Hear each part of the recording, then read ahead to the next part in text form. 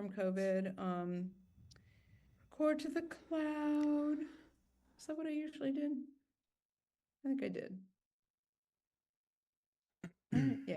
Okay. We'll record to Recording the in cloud. progress. Somebody tell me at the end to turn off the recording because it's usually me talking with students for 5 minutes until I remember. So, all right. So, without further ado, Art World, we're in week 3. Our first Zoom, as I said, we'll have probably maybe 3 others. I do want to start class and I'll send out an announcement, of course, but next week there will be no class. When you start Yes. writing your first paper, but did someone say yes? I'm in Who New was it? York. I'm actually going to the Big Apple with a friend who's presenting a paper. So I get to hang out with one of my old-time friends. So I'll send out an announcement. We do not have class next week, but what I'd like to do now is introduce and see the work and the presentation of one of my really favorite artists, and honored to be a friend of Renso Gomez Jimenez. And he is now the big honcho at Cal Baptist, got a tenure track job leading the program. I have bragging rights. I've known you since you were a master's student, and Renzo is one of our really illustrious MFAs in digital illustration, now running the program out at Cal Baptist. So yeah, the format for those of you, we had our first speaker last week, but the format tonight is Renzo will speak. I think it's, Renzo, what do you think? I think maybe questions at the end rather than, you know, along the way, it gets a little complicated. Don't worry about attendance. I think I'm just going to take a screenshot of everyone who's here. So Renzo, what do you prefer? You want to have Q&A at the end? I don't mind either way. I don't mind Okay. stopping here and there to talk Okay. about stuff. Yeah. Okay, so rather than Renzo having to check the chat, I implemented this during COVID. If one student, maybe someone of the now 79 people, would kind of moderate from the chat, which means you keep an eye on the chat. And then if there's a question, look, this is kind of the protocol of doing these big Zooms is, you know, if a student has a question, you want to raise hand. I see Colin, your hand up now, or not Colin, Raven. But if you want to ask a question, you can interject, or if you want to type it in the chat. Renzo's cool with, you know, answering questions during his presentation. Typically, we have the presentation with fewer questions and then more at the end. And Renzo said he would do a demo, which is always amazing. So, who would volunteer to kind of monitor the chat and maybe have a couple questions if in case. I just want the speakers not to have to worry about reading the chat. So anyone up for that before I call on anyone? Anybody? They're all in their cars. Abigail, you want to do it?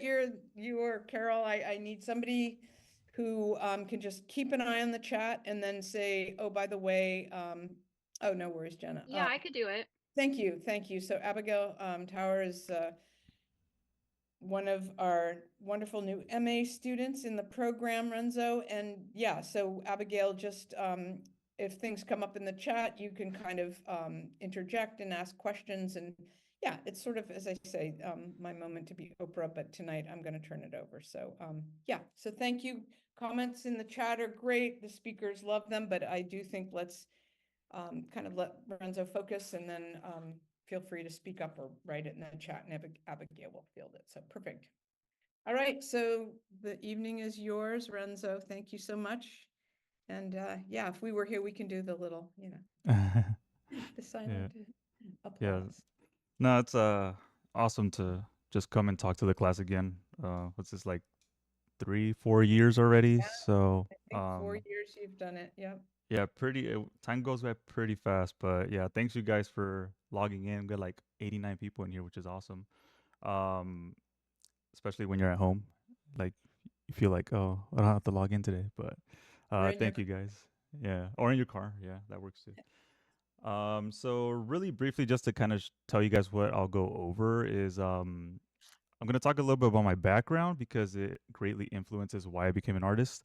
And then I'll talk a little bit about what I'm doing now. You'll see my journey as an artist from like starting off up to like the moment right now. Um, so yeah, but anytime, Abigail, if there's like questions, just feel free to interrupt me. I don't mind an interruption. So I'll just kind of go through this. So as Joanna mentioned, my name is Renso Gomez Jimenez, and I now serve as a program coordinator at Cal Baptist for illustration. So um, it's going very well. We have a really cool team, supportive team. One of the largest art schools, Christian art schools in the country. So we're really proud of that. But yeah, I'll kind of go through this, and you guys can kind of just shoot questions over. So I always like to start this presentation with a quote. So I always open this up because I always remember reading this in high school, and it kind of stuck with me ever since. But the quote is by Amy Lowell, and it says, "Art is a desire of a man to express himself, to record the reactions of his personality to the world he lives in." And for me, that just hits really hard because I grew up in LA, so I grew up in South Central LA. So for me, art became a sort of expression and a sort of a escape from everyday stress of living in LA. So I put this beautiful picture of LA where you can like nothing looks, tagged up, nothing looks like it's destroyed. So every time that I used to bring up and tell people that I was from LA, especially when I moved out to the IE, they always thought like, "Oh, have you been to like Hollywood or Rodeo Drive or anything like that?" And I'm like, "Yeah, but that's not really my reality. My reality was this." So these are all pictures from my neighborhood. I remember every single one of these neighborhoods. I'll talk about this one in a little bit, but this was my reality. This is what I lived in. Chasing after the elote guy, hanging out with friends. This was pretty much my life, and it was a very hard time to kind of grow in LA because back then, gangs were still rampant and lots of stuff going on.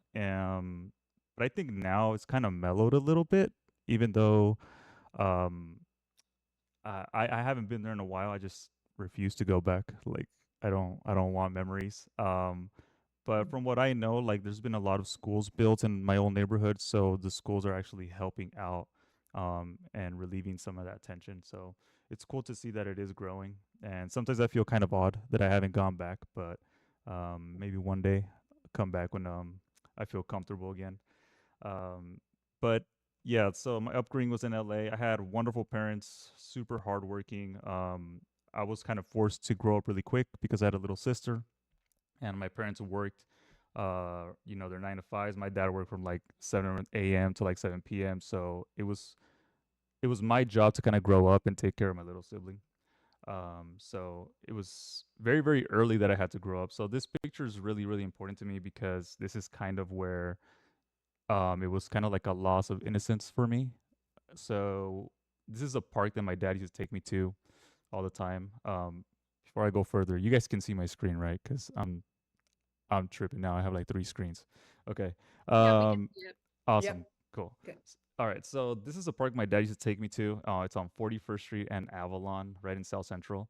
Before, none of these fences were here. It was an open park, and it didn't look this nice. The park was really messed up. And this is actually a hospital back here.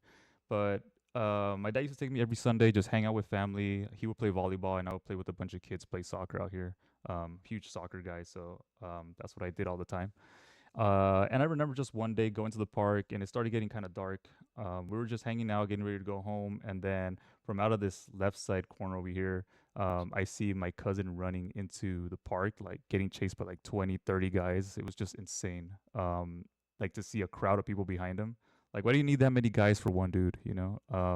But he was running towards us and then a brawl kind of like started here. And at the time, I was, I think, 7 or 8 years old. Can't remember too much how old I was, but yeah, like I saw like a fight going on, and my dad was parked kind of like where this Taurus is at. So I grabbed my little cousins, shoved them in the truck, and then just locked it behind me.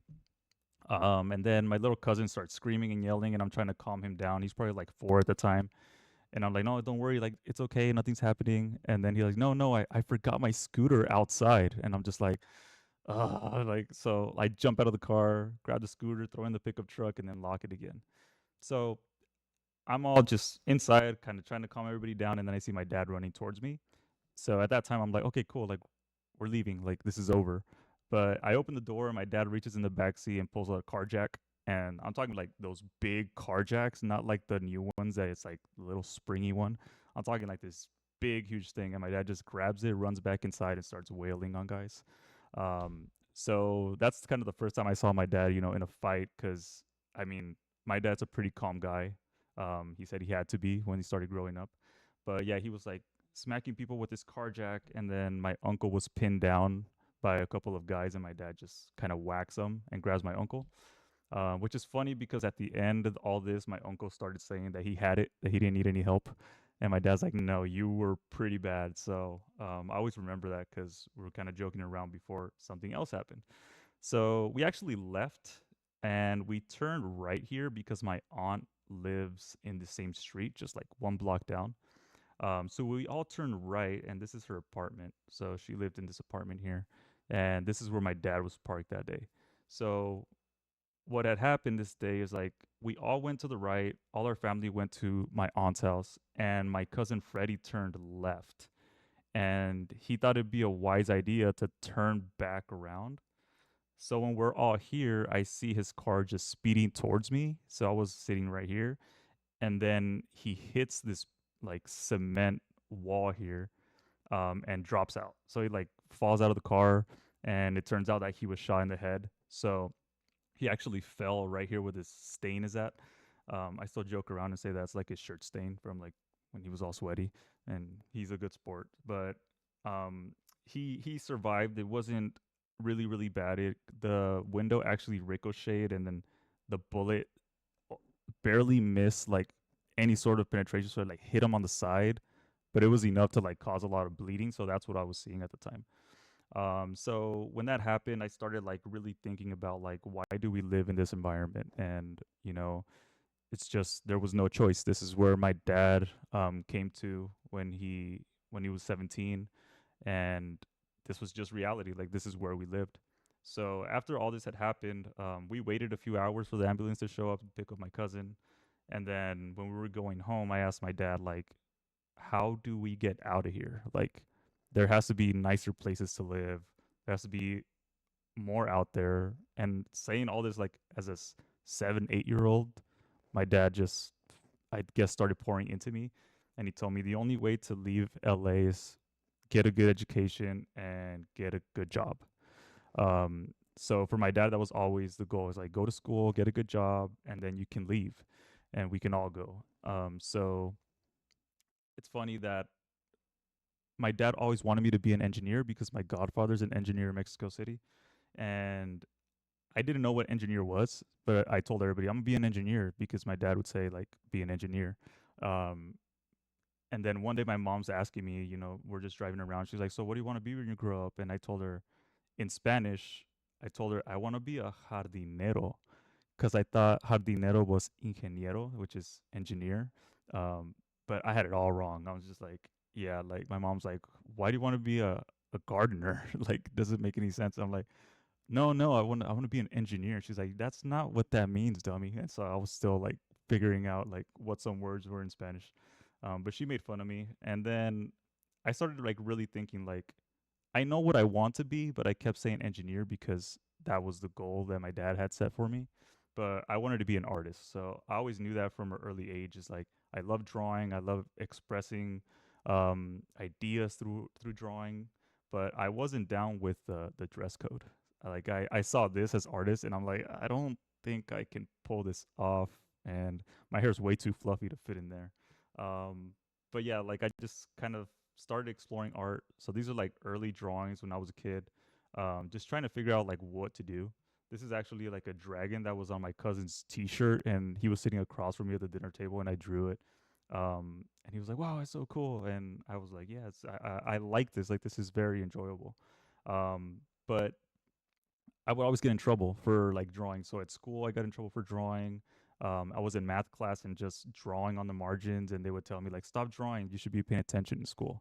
But for me, this is how I memorized stuff. Was like drawing was my type of note. So when I saw a picture, I imagined I would think, "Oh, I remember what the teacher was talking about." And I I don't want to say it for Joanna, but I used to draw in her class too. So I was sitting in the same class as you guys in art world, and I know exactly where I sat. I sat like 4 rows up on the right hand side, all the way to the end, with my backpack next to me because I didn't want anybody next to me. But yeah, like I always got in trouble, and my mom used to yell at me all the time. Like she liked my drawing, but as a kid, I would write on the walls. And then one day she found like a curse word in the closet, and she's like, "Who wrote this?" And I'm like, "I have no idea. I think it was like the past owners." And she's like, "This closet wasn't here with the past owners, Renzo." So I got in trouble, and she sent me back outside to continue my dream job. My punishment was gardening. Like I hated being outside, like cutting grass because of my allergies. So my mom knew if I did something wrong, go cut the grass or pluck out the weeds. And I would ask her like, "What can I use like the little garden hoe to like take the?" She's like, "Nope, by hand." So I would like be out there by hand pulling weeds out. Um, and then eventually she gave me a promotion and got me this. So this was a fun time. It got me all blisters on my hands. She would send me to cut people's grass on the same block. But yeah, it's just interesting to see like my parents would punish me with hard work, and now I'm like over here always working so hard, but I mean everything that I did before is kind of nothing compared to what I'm doing now, being physical labor out there. And I was like, "Oh, I hate this. I don't want to do this anymore." But I just kind of like highlight this because I was given like a clear message, like this is how you're going to be successful. You go to school, you get good grades, you get a good job. Um, so this is kind of what everybody thinks on the left hand side, but in reality, you know, success is kind of depends on the person, but this is how it feels to me.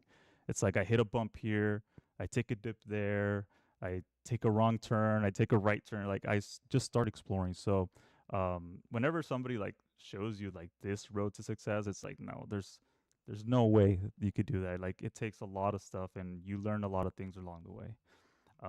So just to kind of highlight and kind of keep you guys, on level heading, like everybody has their own mountain to climb, is what Cliff Cramp used to tell me all the time. It's like don't compare yourself to other people. They have a different mountain. So just really inspirational, and it's stuck with me ever since. So I could pause real quick if you guys have questions,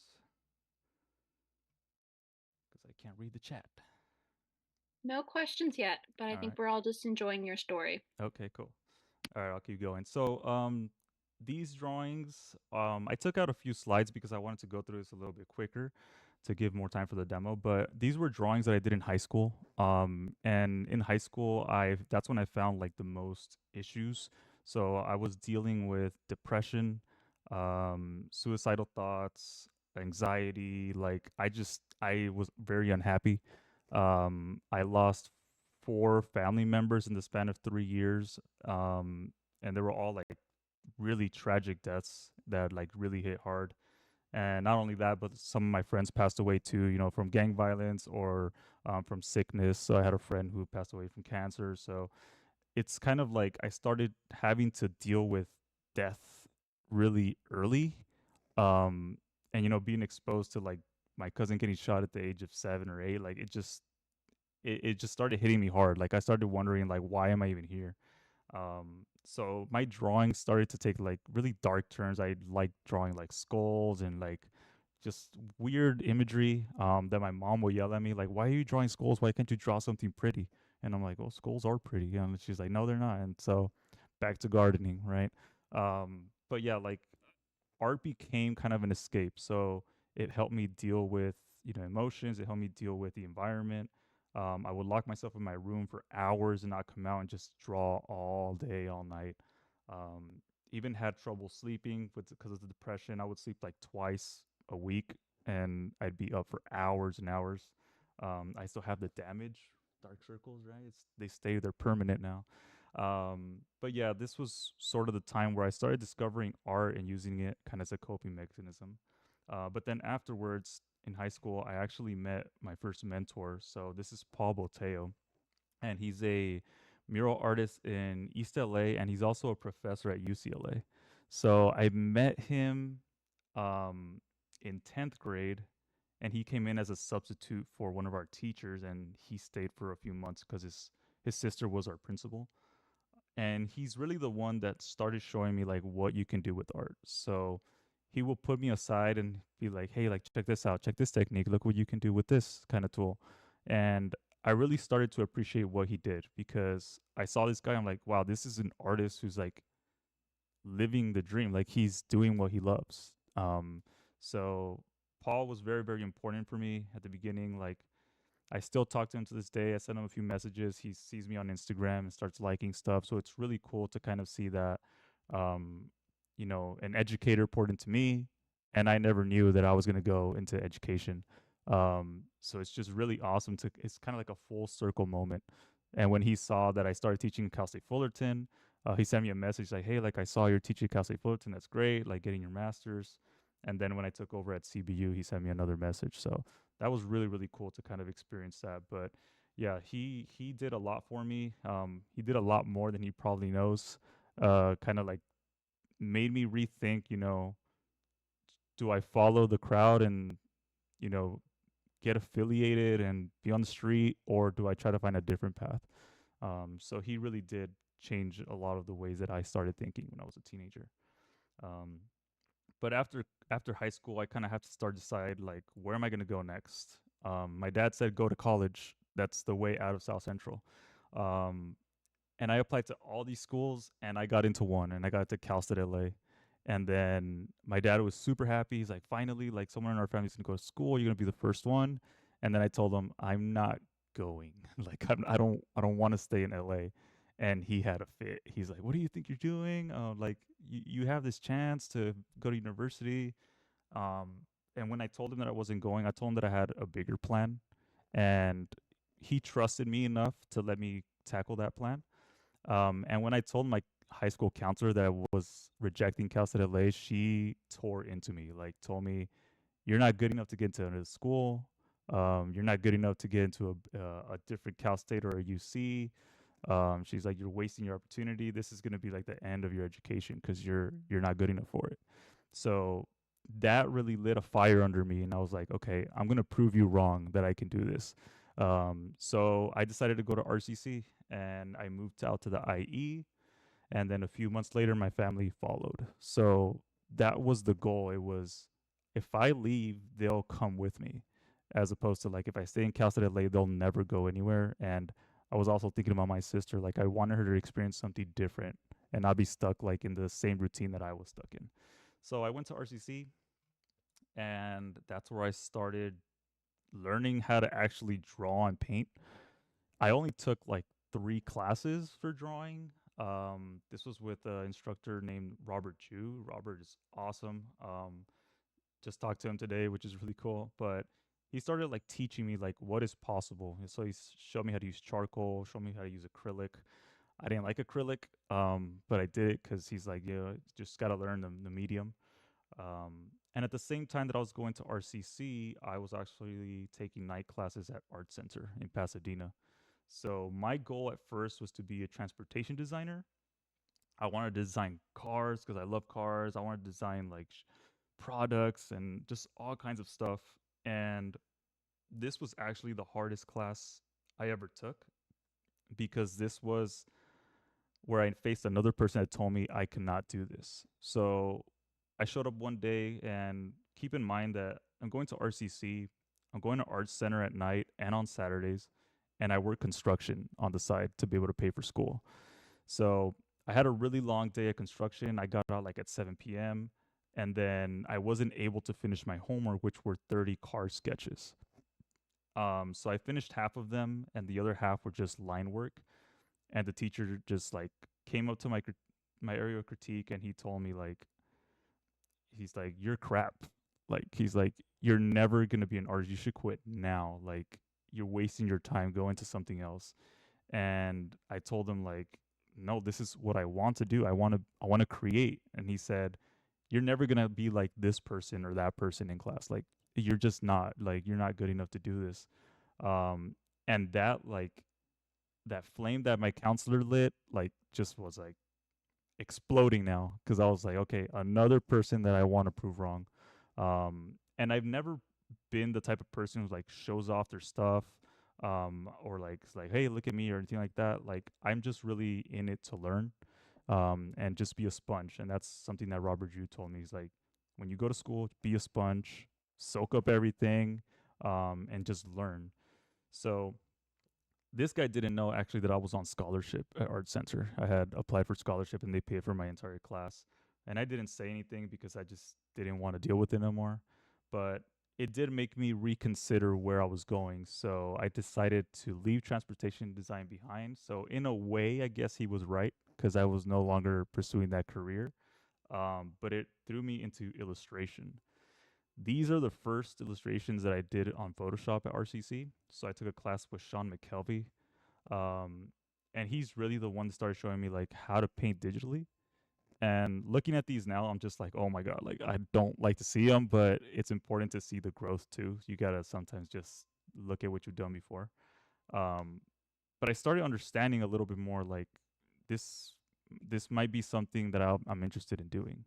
So I graduated from RCC. I applied to Cal State San Bernardino, and they promised me that there was a character design program there.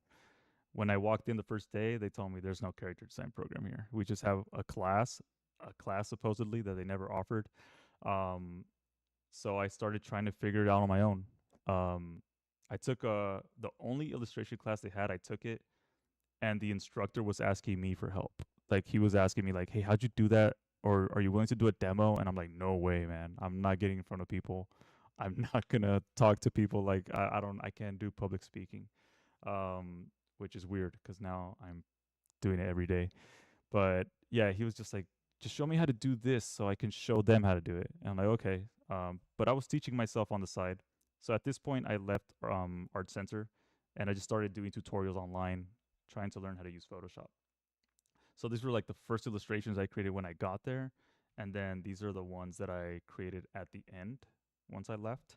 So I was starting to figure some stuff out. I was starting to figure composition, a little bit of color, which the color theory is not that great in here, but it was growth. It was something that I was growing towards. So it was really cool to kind of like reflect on it. I sold a few of these drawings when I was there. I did like a river, like an art market. So it really showed me that I could do this just because others told me I can't. Shouldn't stop me. So and I was also doing traditional work there. So I was doing oil painting, drawing, Prismacolor drawings. I love drawing. I wanted to learn everything. And that's something that I tell my students all the time is like the more tools you understand and the more you know how to do, the less artist block you will face and encounter. Because I tell them if I know how to do Photoshop, I could jump in there. If I know how to paint and I'm having an off day on Photoshop, I could go paint. Just exploring different mediums. It really helped a lot. So for my final for when I was at um, San Bernardino, the teacher asked me to challenge my peers. So they didn't really like what I was doing because it was digital. They said it's not real painting, it's just pushing pixels.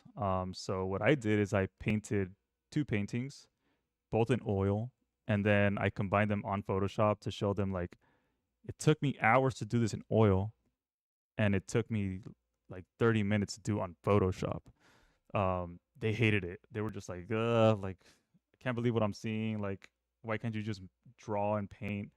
But I had different goals. So, but the cool thing was that the teacher really liked it, and they actually put it like on the screen in the lobby at Cal State San Bernardino, which is kind of cool. Um, but it was just showing my peers like, hey, like we should learn everything. Like, don't get stuck in one area. Um, so it was really cool. And then one guy actually did have like a change of heart afterwards. I'll just go back a little bit. And he told me, hey, like the stuff you're doing, they're doing at Cal State Fullerton. He's like, maybe you should consider going to Cal State Fullerton. And at the time, I was already thinking about teaching, so I thought, okay, like I'll apply. And it's really weird that this guy who like hated me the entire semester pretty much changed like my course, right, with some advice when he had a change of heart. So it's kind of cool.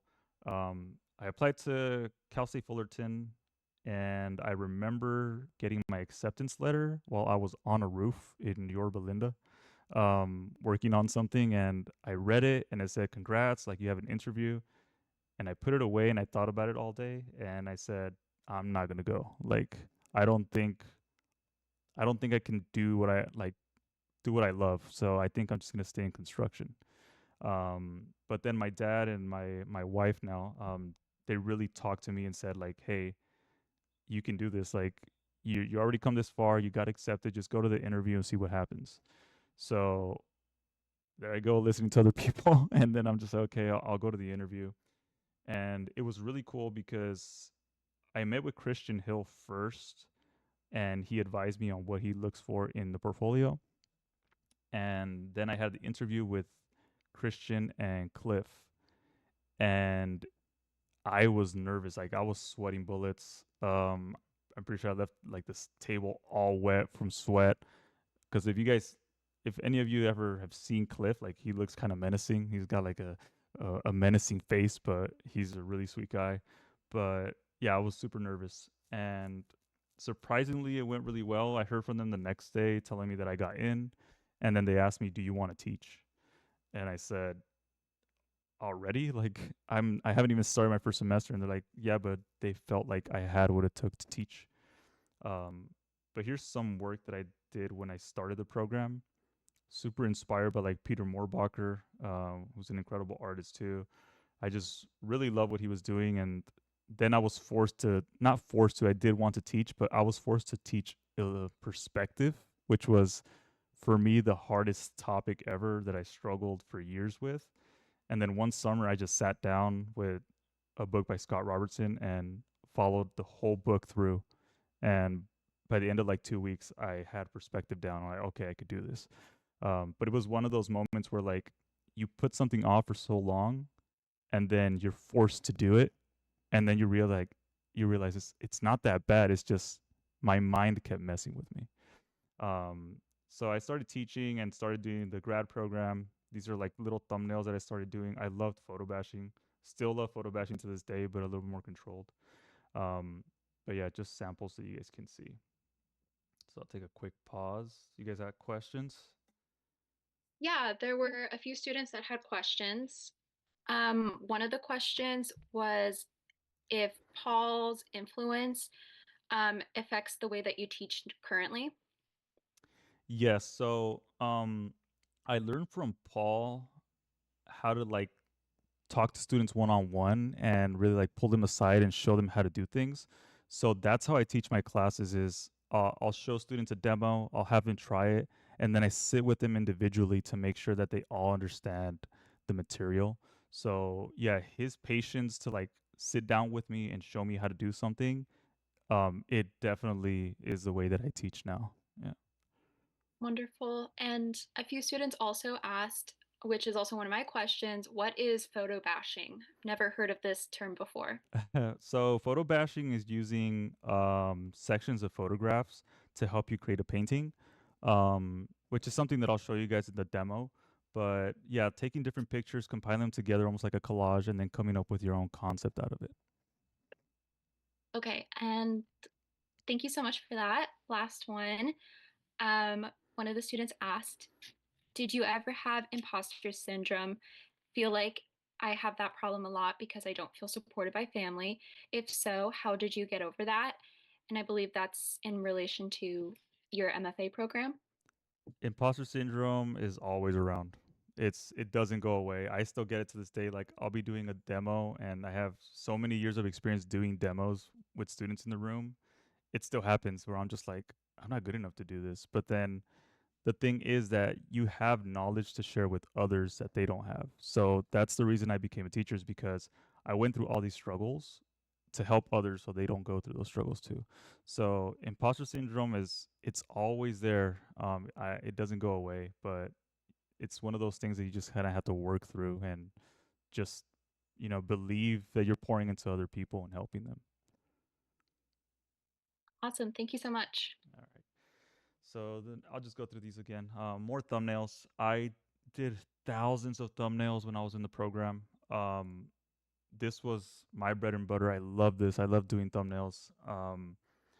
I have more thumbnails than anything. So like I have hard drives filled and filled with thumbnails that I never finish. Because for me, this is the most fun is finding a composition, how to tell the story.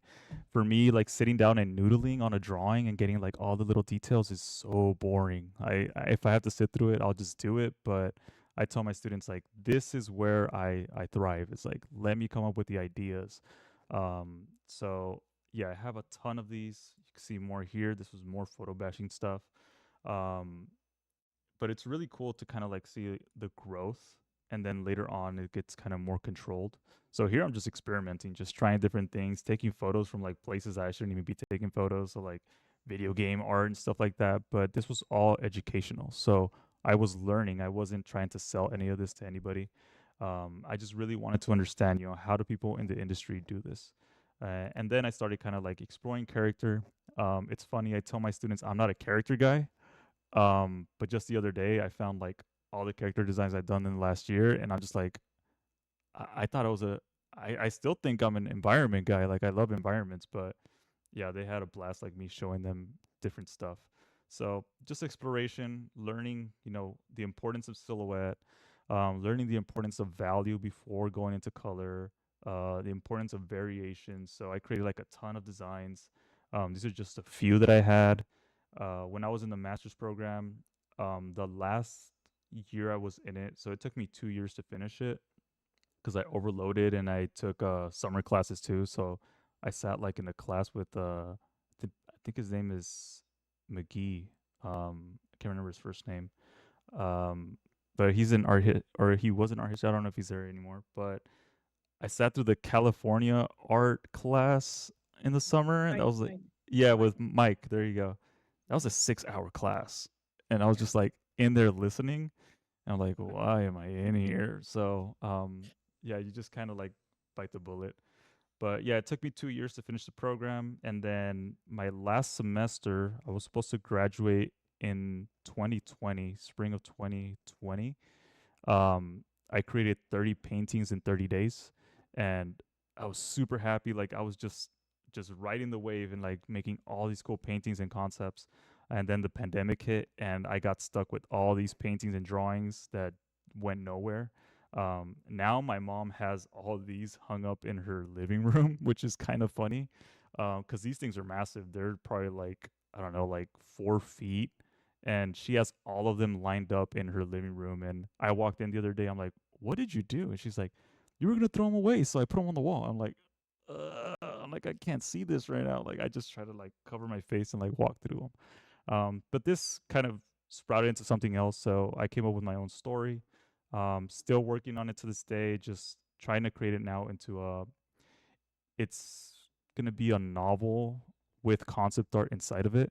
So I'm super excited for it, but I've been biting a lot of stuff, like just picking up so many projects and pushing with CBU that it's kind of on the back burner. So usually on Wednesdays I'll sit and kind of type this stuff out, but it leads into other stuff. So don't ever think that like the artwork that you're making or the work that you're doing doesn't count to anything. Just put it away. I learned that very early on is don't throw your art away. Just keep it. Doesn't matter how bad you think it is.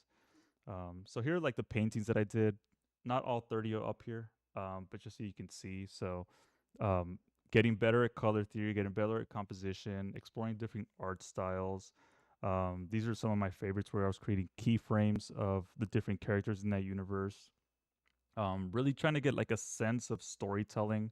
So I created like these shadows of like somebody getting arrested and then the kid in the corner of the shadow kind of crying. So it's kind of hard to see, but there's like a little kid crying in there. This is where I really started pushing myself. I'm like, okay, I'm going to use photo reference. I'm going to use a bunch of storytelling. Just what can I do? So like this right here is my hand, and that hand right there, right? So I take pictures of myself just posing stuff out.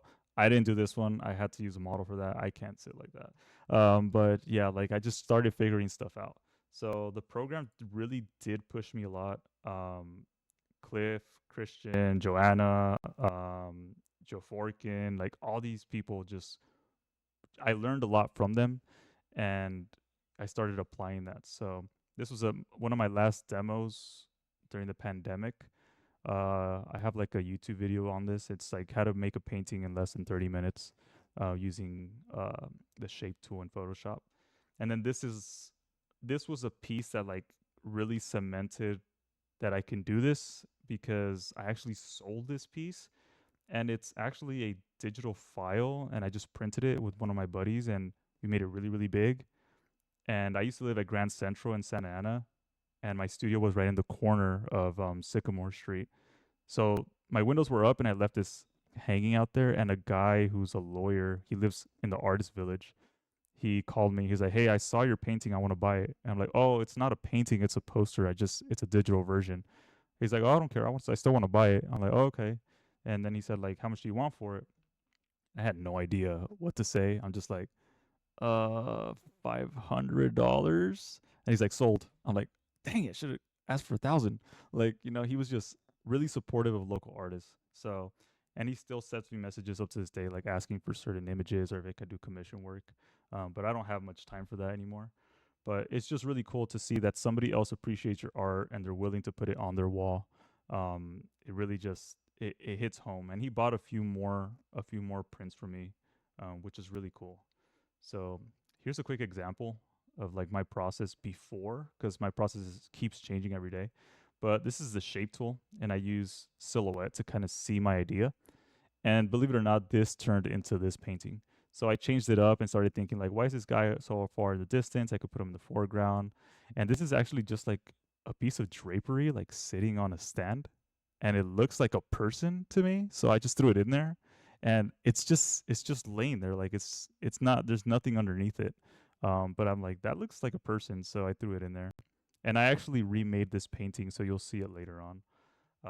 And then here's like a little bit more of process. So like I use PureRef to make all my boards, and you guys will see it in the demo. But it's super easy because when I'm working on Photoshop, I could just copy and paste from PureRef to Photoshop, and it just makes stuff a lot faster. But this is one of those instances where I'm like, I'm painting a digital painting, and I'm not liking how it's looking. So then I'm like, I'm gonna do charcoal and acrylic wash instead. So it's like I struggled here, so I jumped into this, and then I created a bunch of paintings, a bunch of prints of this.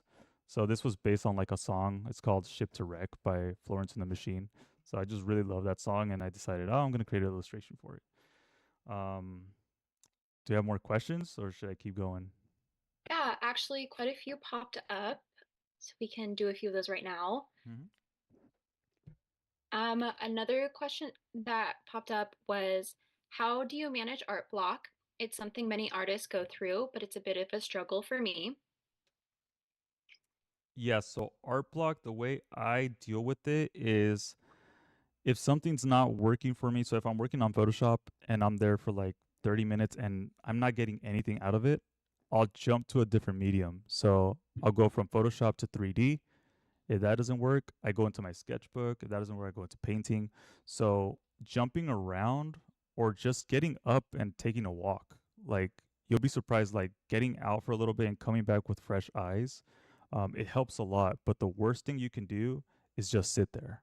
Um, so don't sit there and like mull over it and be like, I can't do this. Why am I an artist? Why did I pick this career? I hate this. I'll never be an artist. And then you come back and you're still drawing. So take a walk or try something different.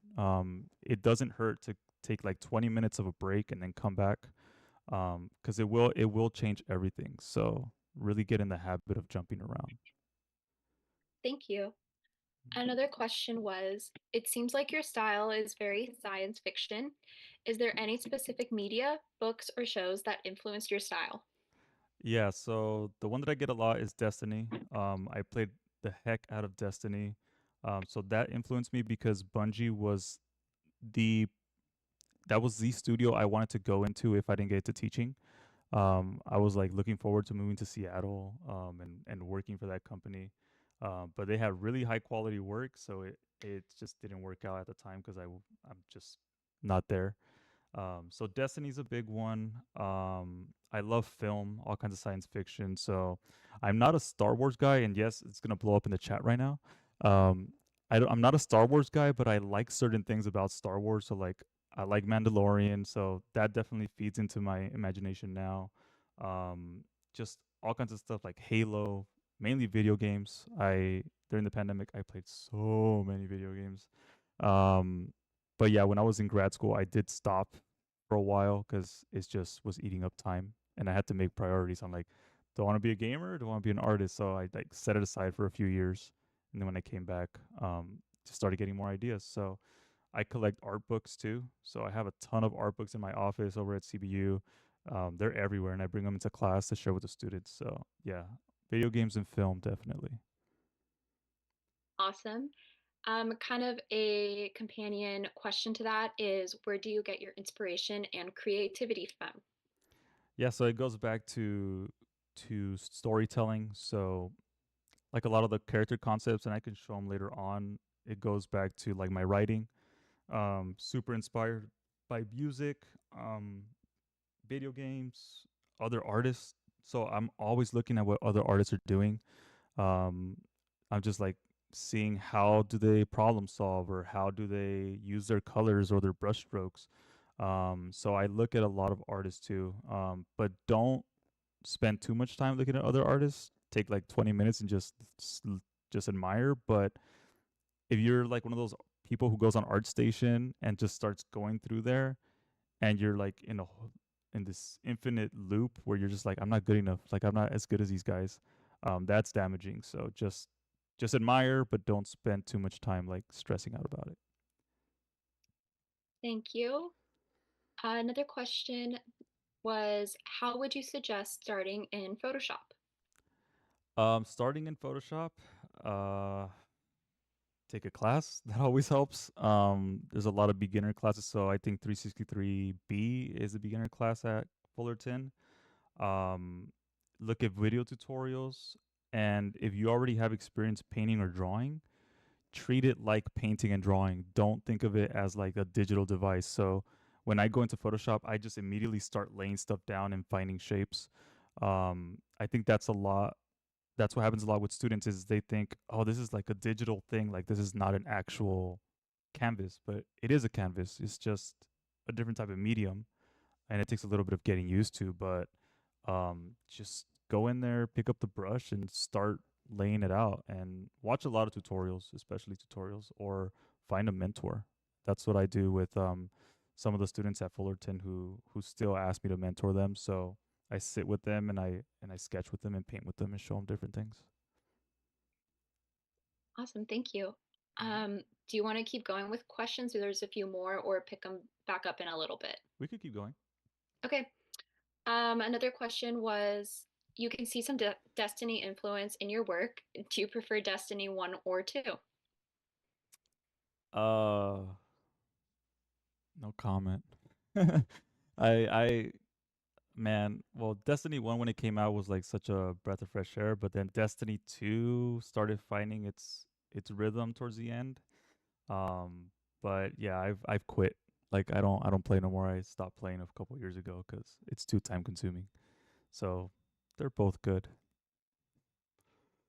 And then another question is, if you had to do school over again, what would you have done differently?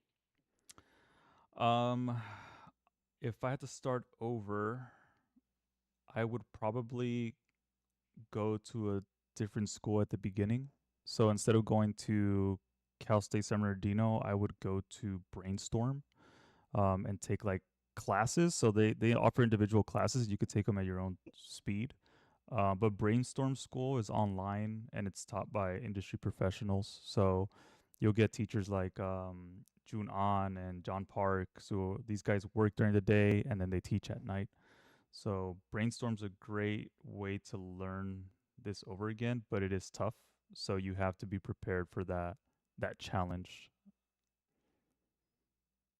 And then last one for now is, and I believe this is in reference to learning Photoshop. The question is there a free app we can practice on?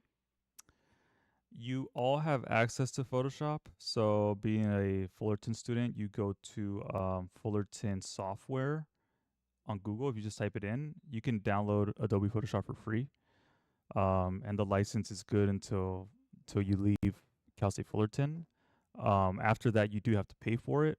A lot of people prefer Procreate on the iPad because it's a one-time fee. So I'm not a Procreate guy, but all my students love it. So if you guys want to use that, that's a good way to go. And if you have an iPad with a stylus, it's super easy to just start. But for me, it's just a learning curve, like learning how to use Procreate. Like I don't have access to my favorite tool, uh, keyboard. So I need my keyboard at all times. But I would suggest learn both.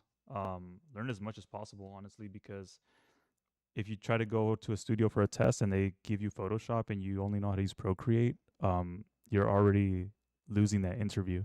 So just learn both softwares if possible. Thank you. That's all for now. Okay, cool. Thank you. All right, so keep going here. So this next slide is a video that I posted online. And this is actually the video that got me my first teaching job. So it's super quick because I was just playing around in YouTube. But during the pandemic, I started just posting random videos of me painting. So you can see like I'm painting over pictures. And surprisingly, the director of visual arts at OSHA, Orange County School of the Arts, she saw this video online and she hired me on the spot because of this video, which was crazy. I'm just like, you don't have any other questions? And she's like, no, like I saw your video. I'm impressed with what you got. Like our students will love it. When can you start? So that was really cool to kind of get that. And Cliff also had a little bit of pull with that because their previous instructor was a student of Cliff's as well. Um, so immediately during the pandemic, um, I was wondering like, what am I gonna do? Like, am I gonna just stay at Cal State Fullerton, or am I gonna do something else? And then when OSHA came knocking, it was a really good opportunity. Um, the pay was great, and I could still do my stuff on the side and teach at Fullerton. So just to keep in mind, like I taught Cal State Fullerton, OSHA, and LCAD all at the same time. So I was like constantly driving around everywhere in OC just to teach. So it was really cool to see like just post your work up. You never know who's watching. Like you never know who's gonna hire you for something just based on something that you posted. But then again, be careful what you post because you could get in trouble like for different things. But there's a positive outcome. So I started teaching at OSHA. They're high schoolers, and this is what I really like to show here is student work because I take so much pride in what they do, and I tell them all like you're miles ahead of where I was as a student. Like you have no idea how good you are right now. So these are examples from Cal State Fullerton and OSHA. These are high schoolers. So this was an 11th grader, ninth grade, 11, and then these are Fullerton students. So these are projects that I taught at 363B. So that's Intro to Photoshop. And this is Digital Narrative Illustration, 363C. Um, but I just love showing student work. Like I could talk about students all day and like just really just go crazy over it. Um, and I think it's just one of those teaching things. Like you feel rewarded when students are reaching their goals and when they're seeing how to do new things, or when you teach them something and a little light bulb goes off in their head and you see like their eyes light up like, oh, like I get it, like there you go. Like it's really really cool to see. And then this next page are my high schoolers. So when I went to OSHA, all the high schoolers there want to go to Arts Center, Cal Arts, RISD, Ringling. Like that's where they want to go. So I really made it important for them to learn to design and not just draw, because as a concept artist, you are hired to design. You're not hired to just paint a pretty picture. So these are all high school students, 10th grade, 11th, and senior. And they're all at Art Center right now. These two are Art Center. No, these two are Art Center, and then this one's at Cal Arts. So it's really cool to see like they worked so hard and they made it to their dream school. So this is very much what I teach is design and innovation. So you have to learn not only why does this look cool, but how does it work? So that way when I send my artwork down the pipeline, the person ahead of me, if it's a 3D artist, they know what they have to do with their job. They don't have to come back and ask me questions. So if they just went and like, I'm going to build this truck, I know exactly what that truck has in it. or how does this look from a side view, top view, back view, and they could just build it. So it makes you really an asset if you design well and you design functionality, um, and then presentation. So I always tell my students, presentation, like I just grind that into their heads. It's like if it doesn't look good on the wall, it needs to go and it needs to be reworked. So really important to learn presentation. And then these are my students right now. So these are my students at CBU. Um, Having a blast working with them. They're so cool. Like it's just really impressive how they just grab everything and just go with it. So I've it's really rare that you go into a class and students you tell them something and they do it. Like I tell them I need 30 sketches by the end of the week. They go home, they work, they come back 30 sketches. So it's really cool to see, whatever I throw at them, they're up for the challenge. And I'm blessed to have a good group of students. We go to Lightbox Expo every October. So this is the group that I'm working in at the moment. A lot of them are double majors, so illustration and graphic design.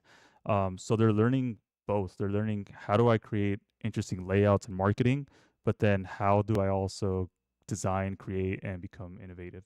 So those are my students. I love this program, doing a lot to kind of like make it grow. We're headed in the right direction. And then finally, I kind of show you guys my work. So that's me right there in the T'Challa jersey. But this was at Grand Central, right in the corner. You can see it's all tagged up. It was always like that. They didn't do it because of me. You can see the paintings back there that I was talking about earlier. It's really interesting though to kind of get people's reactions. Like some of them who like video games, they're like really drawn to it, and then there's other people where they're like, this kind of sucks. Like it's not art. So I had one girl say like, all digital art looks the same. Like it's all like hyper realistic looking stuff.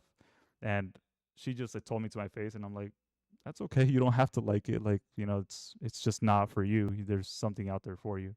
Um, but then what happened was I took like a really last summer I took like a bad turn, where I was starting to question, why am I doing this if AI is doing it?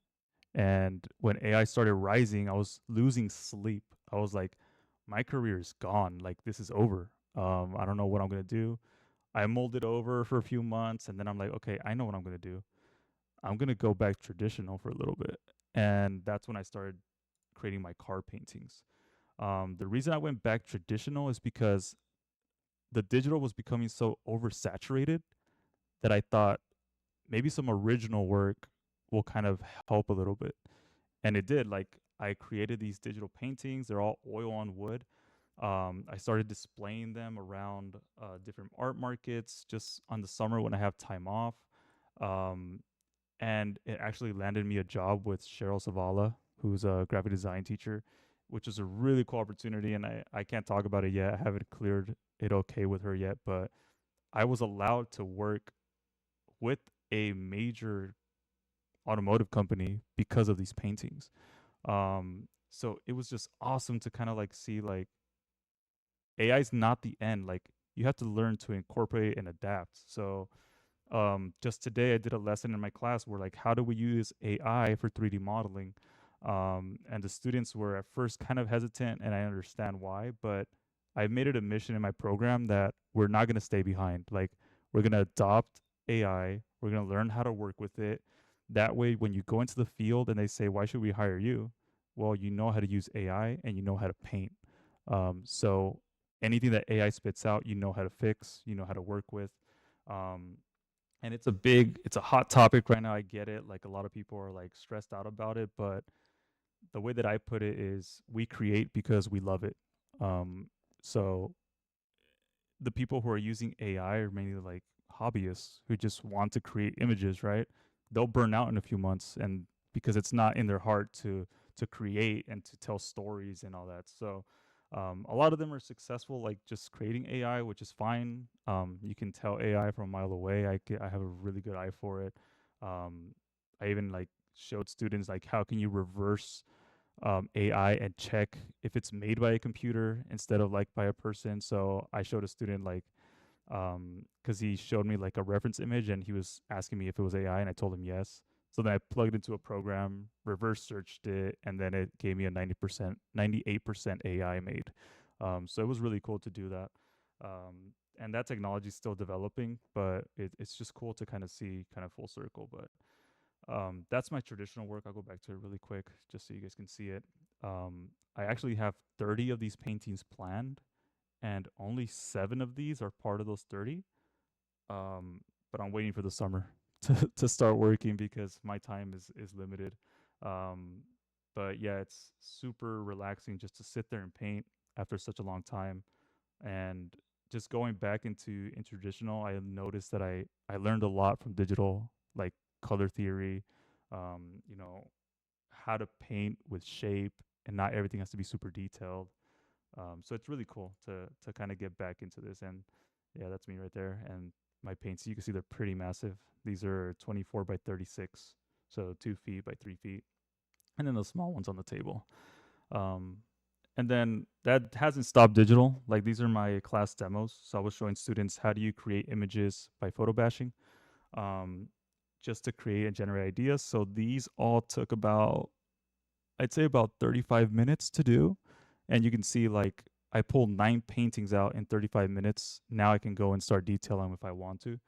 Um, I haven't got to it because I'm exploring other things as well. So you can see that I don't stay still. Like, I jump around a lot and I learn new software, and I'm hungry for knowledge. Like, I'm always trying to learn what's new, what's working, where do I want to go. So these are thumbnails, and some of them look a little bit more refined. And then these are actual finished paintings. So this one's actually the remake of that previous painting. Started exploring a little bit of 3D, how to use Blender, textures, procedural textures. This one did it during my office hours over at CBU because I was sitting in the lab. Nobody was coming in. It's the first week of school. I'm like, okay, I got a couple hours, so I created this painting. And then this one down here was one that I never really liked that much. But my wife encouraged me to submit this to Infected by Art this year, which is an annual competition, and it actually got in. I just got the news a couple of days ago, so it's really cool to like see, like, even though I don't like it, and it's not like my most successful painting, it still was published into a book on top of all of these. Like, all of these didn't get in, and this one did. Um, so you never know. Like, just listen to feedback and listen to what people are telling you, because other people have a different eye. So just shows you to kind of save your work. And then currently what I'm doing is I'm exploring ZBrush. So this is a sculpt that I just created on ZBrush. Um, in our program, we're starting to head more into creating 3D and printing 3D models, as aside from just doing painting. So I'm really just trying to bring fresh ideas to our program, so that way we're competing and we could put our name out there. But yeah, this is like my very first sculpt, trying to figure out, anatomy and how does the software work. And probably my next step is going to be to print this guy out. So I'm planning on printing it pretty big, just like a display model, so people can see it.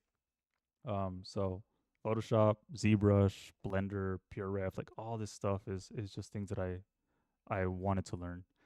And then you guys are gonna get first peek at this because I haven't shared this with anybody yet. But over the Christmas break, I started putting my designs on playmats and on mouse pads. So these are like designs that I created, and I have one like, show you guys. It's in here. So I printed a test print of the one on the bottom right, and it's massive. It's like this giant thing. Um, so it's pretty cool to kind of like see my design on product. I have it hidden because I don't like to look at my art. So nowhere on my wall is there any art of mine. Um, but just something I started exploring, and I haven't really told anyone until now. 96 people found out.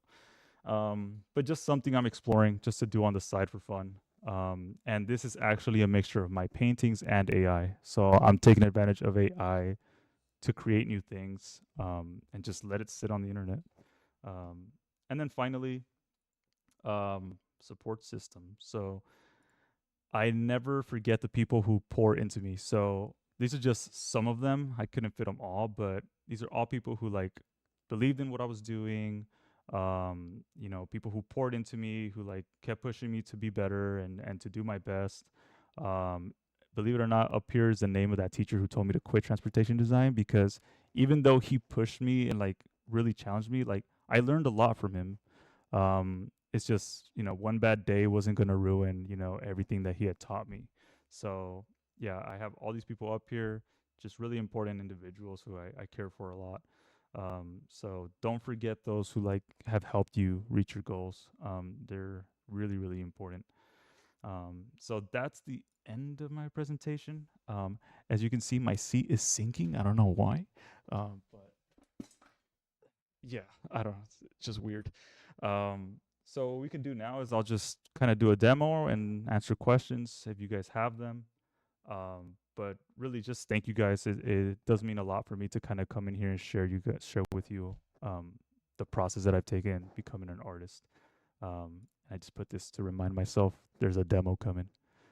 So I'll open the demo, and if you guys want to ask questions now, go for it. Amazing. Thank you. Mm-hmm. And yeah, I'm always speechless. Yeah, take it over. There were a few questions, but also it looks like overall everyone really likes the product that you were making that you showed us for a first time. So thanks for doing that. Mm-hmm. One of the questions was, um, how can you become an art teacher and what are the steps you have to do? So it depends on where you want to teach. So I knew that I wanted to go into higher education, so I got my MFA to be able to teach at CSU Fullerton, which was the initial goal. But yeah, if you want to teach higher education, get an MFA. I don't think an MA will suffice, because I think that's more like a professional kind of thing instead of teaching. And then if you want to go into high school, getting your credentials. So I was lucky enough that when I taught at the high school, they paid for me to get my credentials. So I have both credentials and a master's. Thank you. Mm-hmm. Do you teach high school or college students differently? What challenges come with each? I do teach them differently, especially now that I'm teaching at Cal Baptist. These students are paying a huge amount of money to be at the school, so I push them really, really hard. Um, but not hard where they're like they quit what they're doing. It's just to show them like this is what's expected of you in the field. So they have a very like intense program, which was my goal when I got there. Is like this program has to be intense. It has to fulfill what we're trying to do, and really connect with students. So like my students, we're like we're buddies, but they know like when it comes to critique, when it comes to work, like you have to be on top of it, or else they do see like my mean side, because I don't tolerate lateness. I don't tolerate missing critique, and I don't tolerate you're not doing your work. So they know what's expected of them. With high school, it's a little bit different because I have to be careful with the student because um, they're younger. They're a little more sensitive.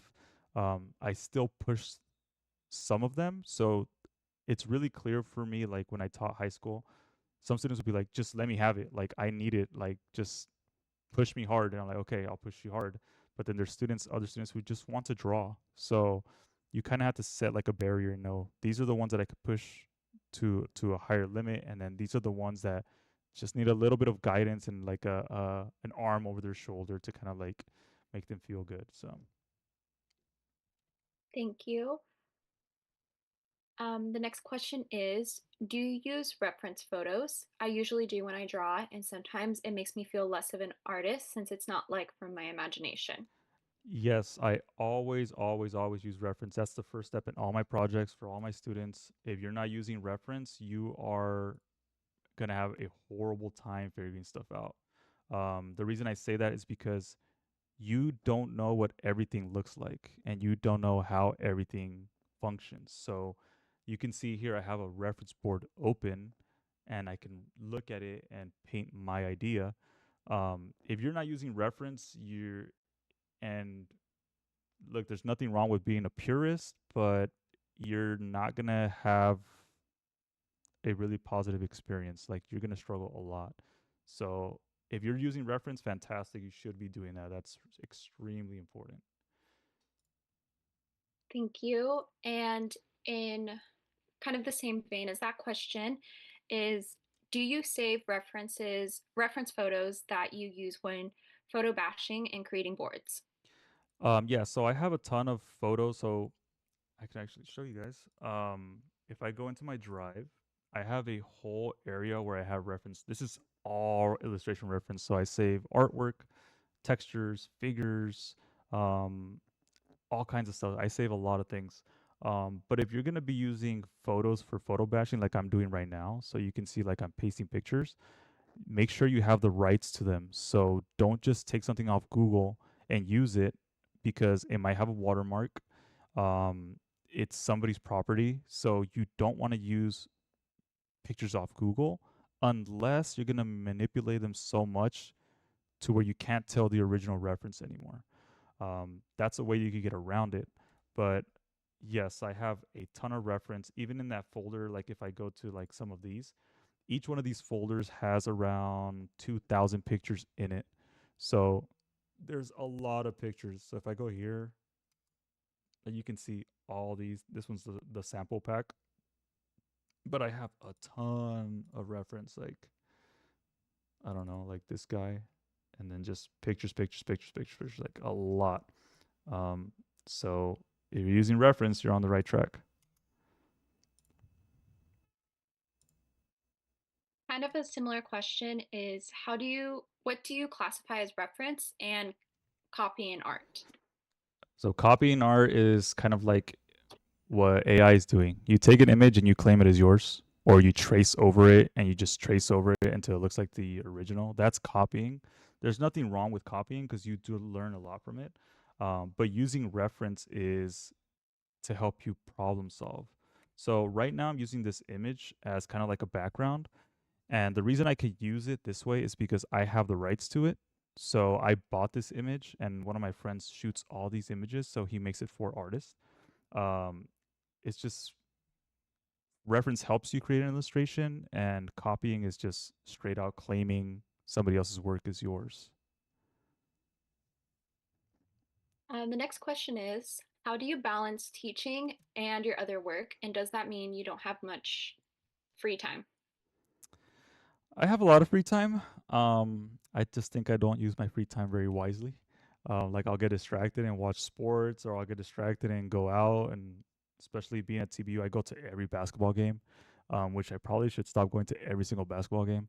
But it does take a toll. I'm no longer like able to do my paintings, and I have to put that aside for the summer. So while you're teaching like a full calendar and a full load, the summers is like our best friend. Like take a break and you get to do what you want to do. So it does take a toll, but I still love what I do. I love teaching. I love going to class. It doesn't feel like a job. So I show up to class and we draw and talk about art. And for me, that's great. Um, but yes, it does take a toll, and I don't do as much freelancing during the semester because there's just no time. I'd rather devote all that time to my students rather than take it away from them. What's some advice you would give to someone that's just starting their MFA? And what do you know? And what do you know now after completing it that you wish you knew when you were doing your MFA? Ooh, I guess the advice I could give you is what my teacher said: is be a sponge and just learn. Don't be closed-minded to stuff. So when somebody's presenting something, or when you're watching somebody demo something, just keep an open mind and see what you can adopt from it. Something that I wish I knew is that it's not as difficult as I thought it was going to be. I thought getting an MFA was going to be super difficult, um, but it wasn't as hard as I thought. And I think mainly it's because of the people who worked with me. So my biggest fear was writing my thesis, and Shane made that so easy. Like it was so easy. I was just like, there's no way I'm writing like a 40-page paper. It's just not gonna happen. And then he broke it down so easy. So that was a big fear of mine, was like, how am I gonna write a 40-page paper? Um, but the teachers just they push you and they do a really good job. So just trust the process. It's not that difficult. I think that's the end of the questions, but um, the students were wondering if you can share your contact information. Yeah, so my website, I actually have my website pulled up. RensoIllustrations.com, and then all my info's up here. So LinkedIn, YouTube, Instagram, it's all up there. I don't have anything else but Instagram. So no Facebook, no TikTok, no none of that. But Renso Illustrations, I could just throw that, I guess, in the chat. I don't want to open this. I'm kind of scared. Okay. There you go. But everything is on there. And if you guys are interested in like contacting me for other stuff like school stuff, you can always find me on CBU's website too, CBU Illustration. Um, yeah, email is always best for me because I get that immediately. I look at it every day.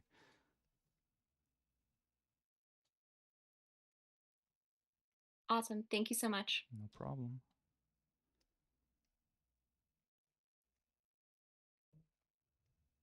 All right, so I'm just gonna demo here, and question come out, just go for it.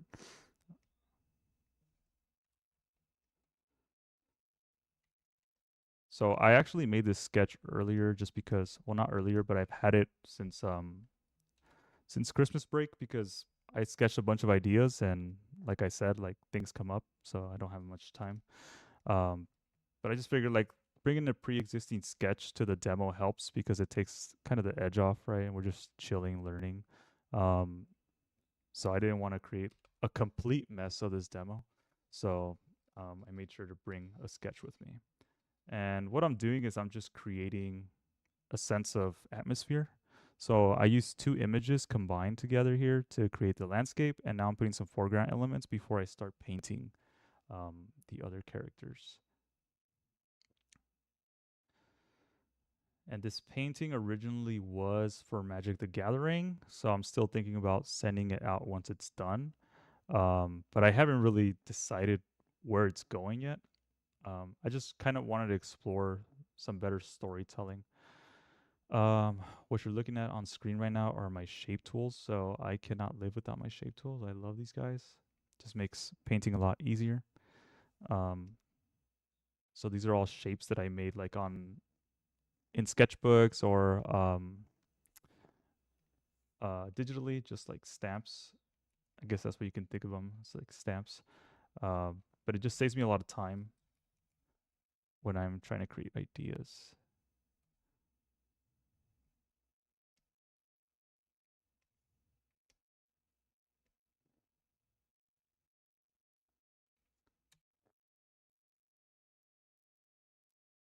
All right, so I'm gonna start painting the figures and the dragon here. So this is my reference board. You can see I have a ton of stuff. This is the person that I was referencing for the image, and then I have Godzilla because the kid that I was mentoring, one of my students, he just graduated from Cal State Fullerton. He loves Godzilla, and he's like, "Dude, you got to do a Godzilla piece." I'm like, I don't know about Godzilla, but I can use the texture. So yeah, it was just kind of us messing around on Discord, and I was just doing some demos for him.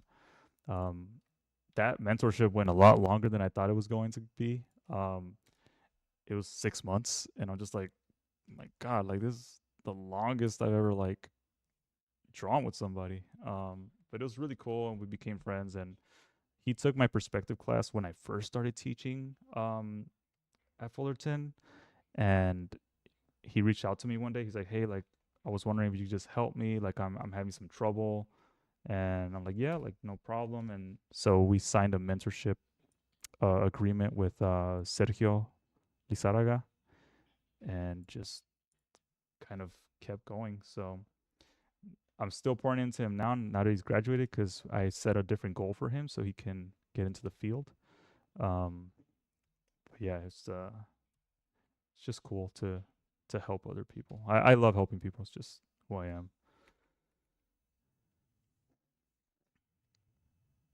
Let's see. This is a little dark.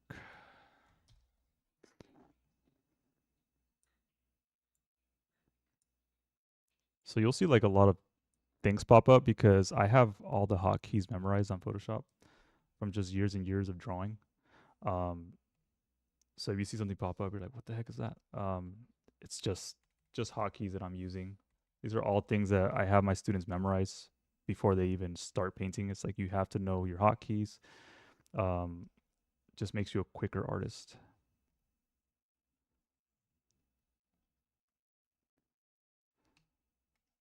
And notice how I'm not staying within the lines. I don't really care about that right now. I can polish that later. What I'm really focusing in is like getting this guy covered up with some color, so I can start figuring out how I want to paint it.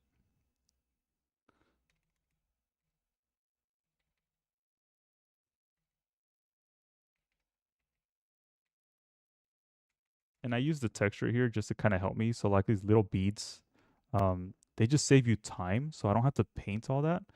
You can use different brushes too. People always ask me like, what brushes do you use? And I can't even tell you because there's so many in here. I don't use them all. I have thousands of brushes and I use probably like 4 or 5 of them. Um, but like I'm even looking through here, I don't even know what some of these are. They're just in there.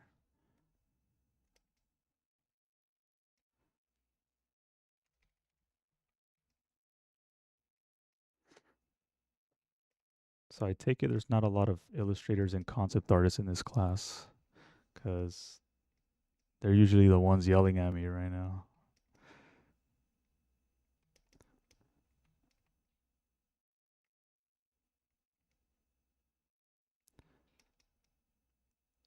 So just painting.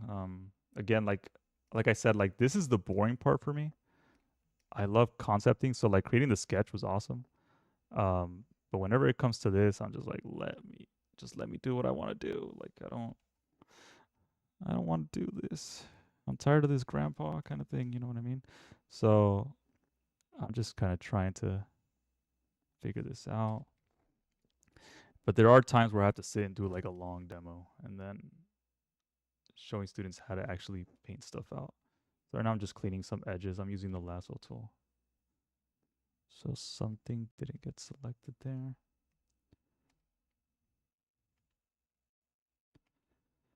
I chose a little bit of different subject matter this time because usually I do like thumbnails.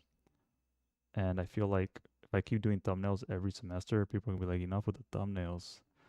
So I chose something different.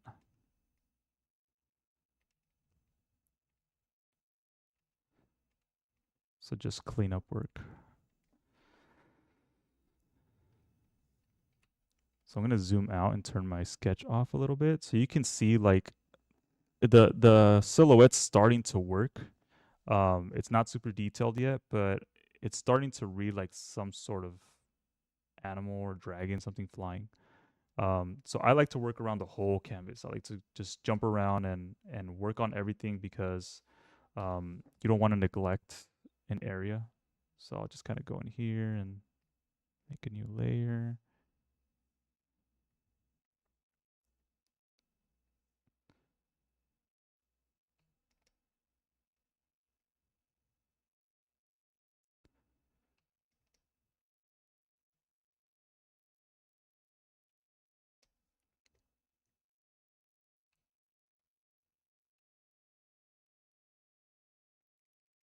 There is times where I'll be quiet because I'm like thinking, but I'm not frozen, I swear.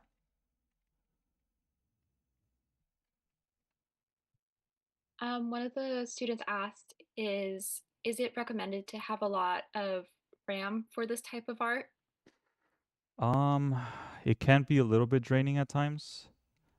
Um, you can work on like a laptop. Like my whole career in well, I wasn't MFA. I had like a tablet that was a computer, and it wasn't the best, but um, it did fine as long as you're like getting rid of layers or not working like on a giant piece. So if you have anything over 20 inches, it's gonna lag. Um, or the brushes. It just depends on a lot of factors, but you don't need to have that much RAM to be honest. Um, and I'm saying that as somebody who has a ton of RAM in his computer, but that's just because I don't want to struggle. I beefed up my PC. Um, and then another question was, does your computer lag from the amount of things you have on it? No, so I actually don't save anything on my computer. Um, Everything that I have saved are on external hard drives. So I try not to save things on my computer because it can take a toll. So things like pictures, those will take a toll, and not to mention pictures have viruses too, so you have to be careful with them. Any program. So all I have are programs. So Photoshop, Blender, um, just things that I use on a daily that are not going to take up a lot of room. But I don't save anything on here. Even if I'm like playing video games, I save it on an external drive. I don't like saving anything on my computer.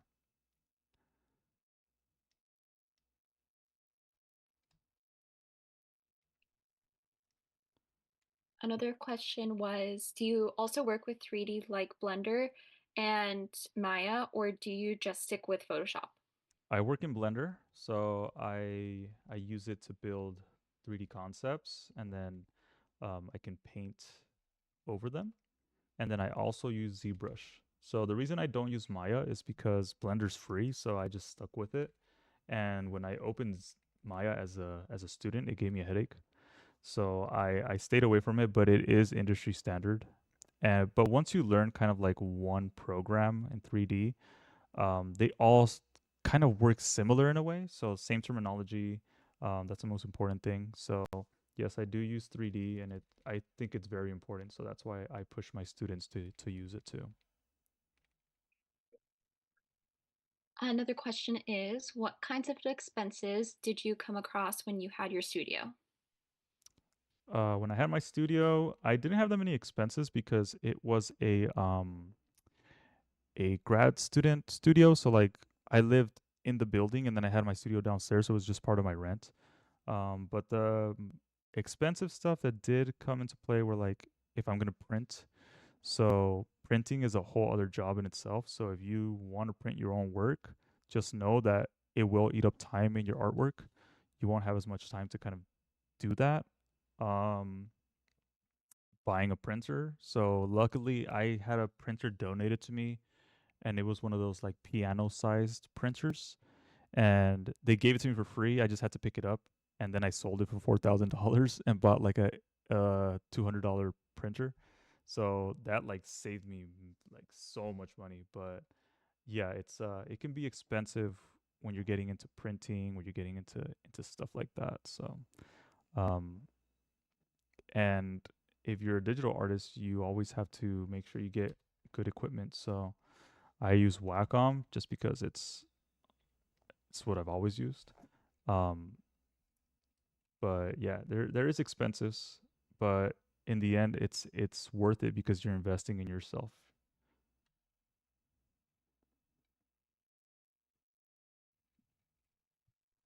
Another student asked, how did you keep yourself motivated before you got your first job as an artist? What motivated me was my day job. So working construction, I knew that I didn't want to be stuck there. So that pushed me to be a better artist. So it's kind of like you're working that job you hate, but it's like if I want to get out of this, I have to work twice as hard for what I do want. So having a job that I hated, and I say hate because I just didn't like getting up at 4 in the morning every day. Um, but it was a wonderful job. I learned a lot. I learned teamwork. I learned how to build stuff. I learned how to work with others. Um, but yeah, like having a job that I don't enjoy really pushed me to do this full time.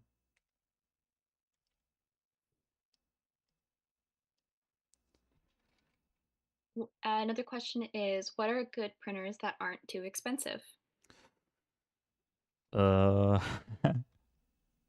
that's uh that's a hard question because the good printers are expensive. That's why they're expensive is because they're high quality. Um, I recommend the Canon Pixmas. Those are really good. So Pixma Pros. I have the 200. It's actually right behind me somewhere. Um, Really awesome quality. They print up to 13 by 19 inches.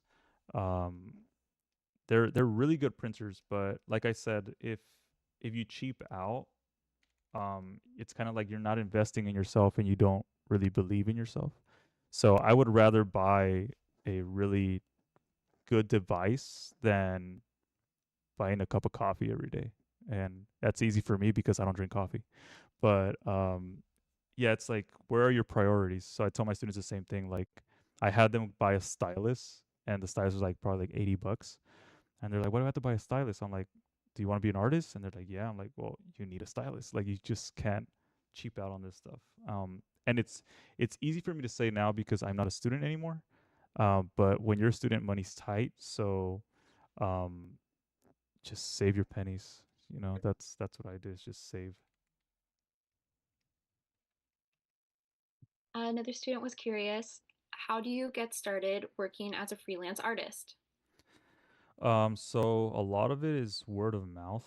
So like making connections with people. So the job that I landed with Cheryl Zavala, it's because Cliff recommended me, and they worked together when he did the Star Wars poster, and they still remain really good friends. So a lot of it's word of mouth. Put your work out there. So go display at like TitanCon. You guys have TitanCon. Go display your work there. Join clubs. Pencil Mileage Club. Join that. They bring a lot of cool guest speakers. So it's really about putting yourself out there. Don't be shy to share your work and ask for help. Some of the bigger names that I've met is just from sending a message on Instagram and asking them for some critique. So I met Anthony Jones, Armand Serrano, Noah Bradley. I met all those guys because I just asked them for feedback and they were willing to listen. So don't be afraid to ask for help. Don't be afraid to put yourself out there. But at the same time, when you don't hear back, don't feel bad either. Just know those people probably have a lot on their plate.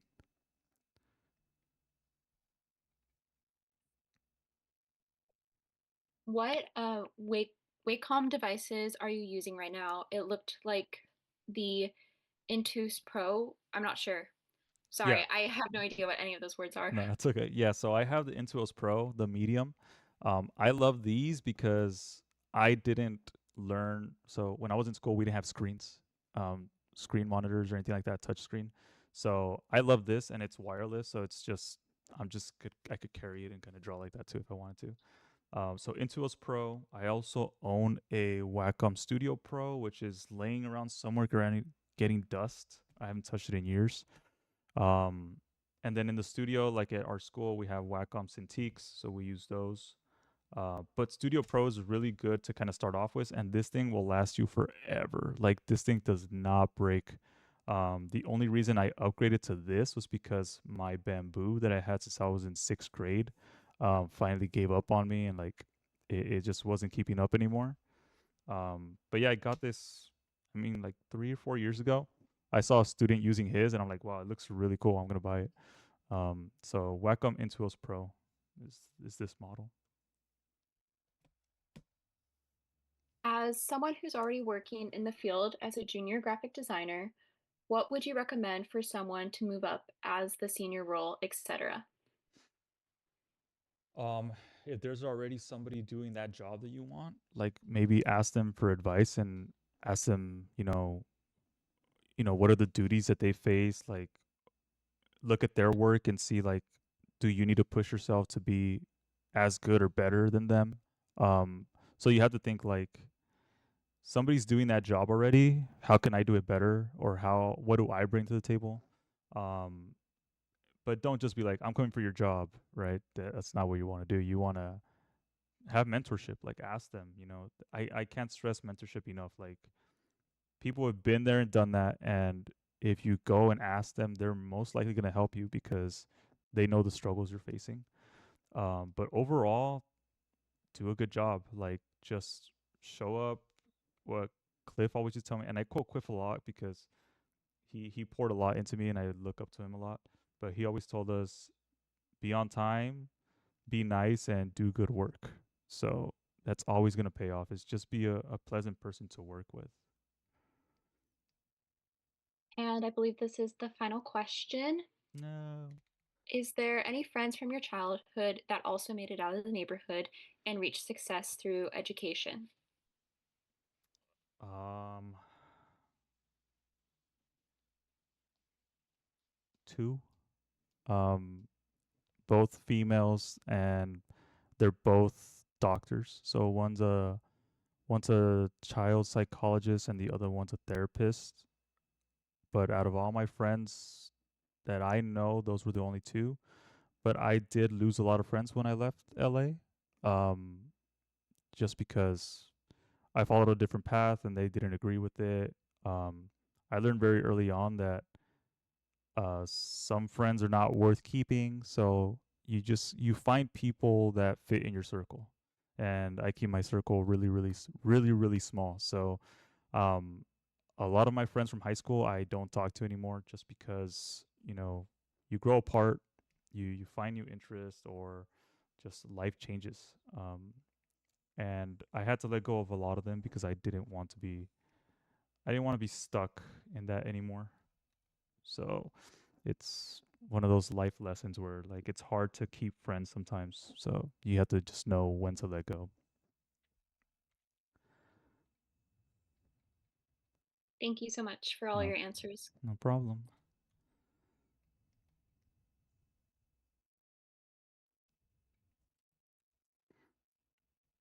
Sorry, I'm going a little bit slow on this just because I'm thinking and thinking more, but you can see like I'm starting to like lay down color. So if I turn off the sketch, like it starts to read. Like the environment is really coming into its own and becoming a little bit convincing.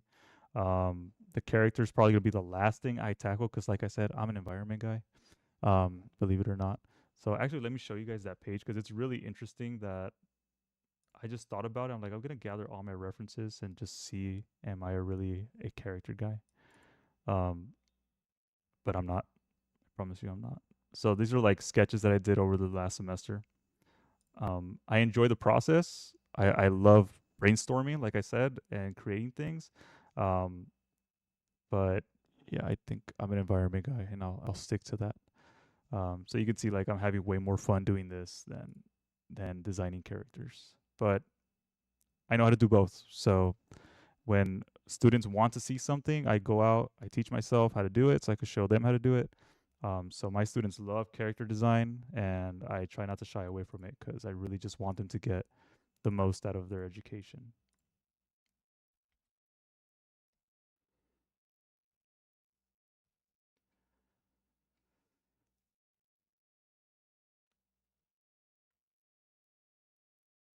I guess I have a question, Renzo, and thanks to the class for really excellent questions, and Abigail, amazing MC job. You know, we'll have a few people, and I'm trying to land a game designer because they have a lot of non-disclosures and so forth. But the studio, the world of the studio, Renzo, I mean, you and I are educators, and I resonate so much with the things you've been saying about the amazing gift of working with students and learning from students and serving students. What do you think of the studio life? I've heard a lot of different things from colleagues, that it's cutthroat, it's sexist, it's problematic.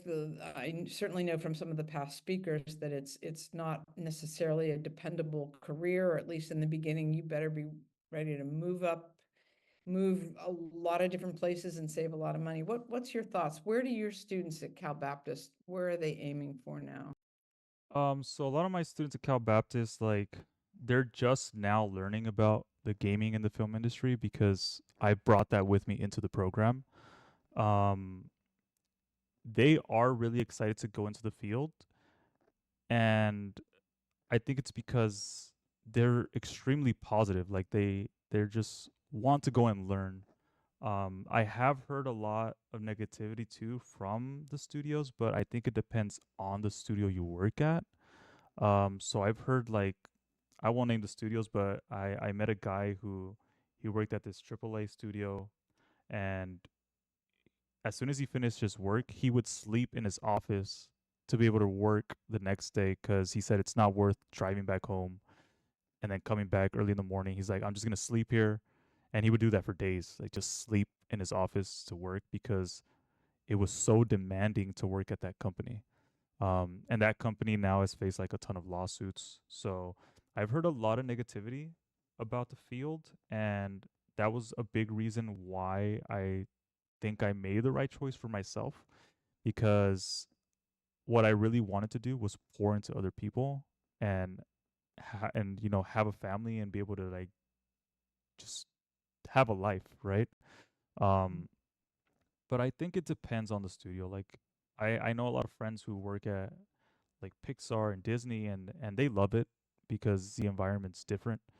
Um, and a lot of times it just depends on who you're working with. Like I said, like there's a lot of nice people and there's a lot of people who are just not nice to be around. Um, but I mean, I think we face those issues in every field. Like there it happens everywhere, and you just kind of have to figure out like, you know, is the job worth it for your well-being? That's always my first priority. Is like I tell my students, your well-being comes first, and as long as you're doing what you love, even if it's not at a studio, if you love what you're doing, that's all that matters. And I have a student who just graduated, and she was just with me for one semester, but she's working in an entire different field, being creative, like creating logos, and she loves it because she loves her boss, she loves her coworkers, and she says like it's not work. Like it feels good to go to a place where they want to see you succeed, and they just pour into you and teach you the ropes. So I think a lot of I mean, it happens everywhere, but um, I think there's a lot of pushback right now from artists like being overworked, which is a good thing. They should have a voice and go out there and really tell people like this is not a safe environment. It needs to change. Um, so it just depends. I mean, for me, I just had like a long thought about it. Like I sat for a few months and thought, do I want to teach or do I want to go into the field? And it's just like I'd rather freelance and teach than be at a studio cooped up all day and not see my wife or my family. So that's the reason that I chose, like, not just that reason, but that was a big reason for going into teaching. Is just I wanted to help others. Thanks. Yeah, I totally agree. And some people may start or have studio experience perhaps, and then I think that in the trenches experience really not only is a, you know, sometimes a qualification or a necessary qualification for teaching, but it also brings more to your teaching as well, Yeah, you know. absolutely. Yeah, Mhm.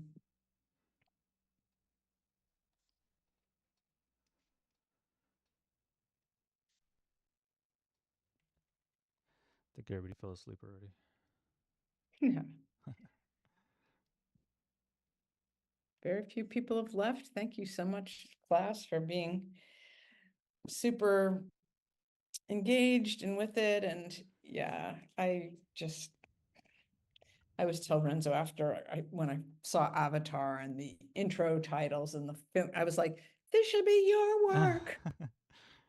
Not Avatar, sorry. Mandalorian. Yeah, Mandalorian, yeah. I remember when you sent me that message. yeah. I was like, I think your work's better. Yeah, I know the guys who did that. Yeah, they're super talented. I do hear quite a bit from speakers over the years that these online, you know, courses, and I had not heard of that school that you mentioned when the great question was like, you know, what do you wish you'd known? And I hadn't heard of Brainstorm, but there are a lot of really excellent, obviously online programs or online courses as well as all the YouTube. So I think that can complement learning, and I know they're not cheap necessarily, but that's another way to think of it too is that your education isn't solely for the degree. Of course, you know, the degree in today's market, I think, is important, and certainly it's required if you want to teach like Renzo is doing. But yeah, I think there are a lot of different resources. Yeah, and I know like it's becoming more and more popular not to go to school, which is fine. Um, but what I tell students when they ask me like, should I go to school or should I learn on by myself? Is like the benefit of going to school is if you know you're not a disciplined person and you're not going to sit there 8 hours and do the work and you need somebody to help you. There's a benefit in creating connections and networking and like you're doing, like bringing guest speakers in that you could talk to and learn from. Um, I would not have been able to do this on my own. Like I'm somewhat disciplined. Like I consider myself to be a disciplined person, but there's things that I just would not have done, like, or that I couldn't see. Like when I first entered the grad program, and they told me like you don't use any colors in your shadows. You need to change that, and like I never realized that. So it's a slower process, um, but I still think there's a lot of value in going to school, um, especially when you're learning from professionals. You know, there's it's just people you don't have access to when you're at home, and you send an email and they never respond. So um, I still think it's, and not just because I'm a teacher, but I see it every day with the students. It's like they explode in the classroom. Like they learn a lot. Um, but yeah, there's no wrong way to do this. Great answer.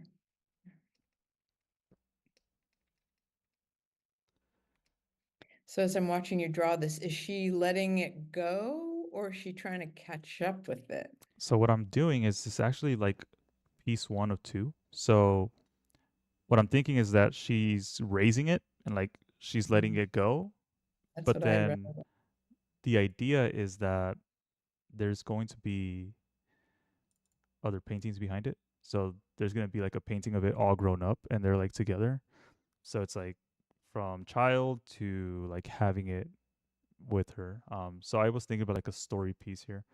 I Mhm. thought they'd be good companions. And then I made this one for fun and I was like, I don't even know what the heck that thing is, but just having fun with it, you know, like my sketches are all in here, like ideas, and then I finally settled on this design and I started thinking like what does that guy look like when he grows up?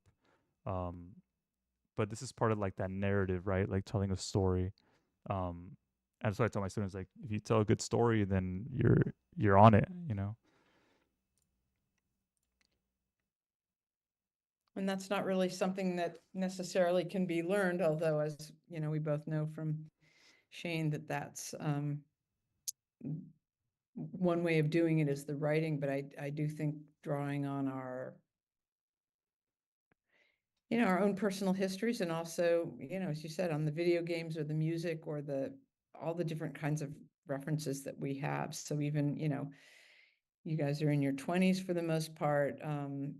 Maybe you don't feel like, oh, I don't have all those stories, life stories, but you already have so much that make, you know, compel you to be artists. So I think digging deep to get the story and, you know, that's really such a critical message too. Yeah.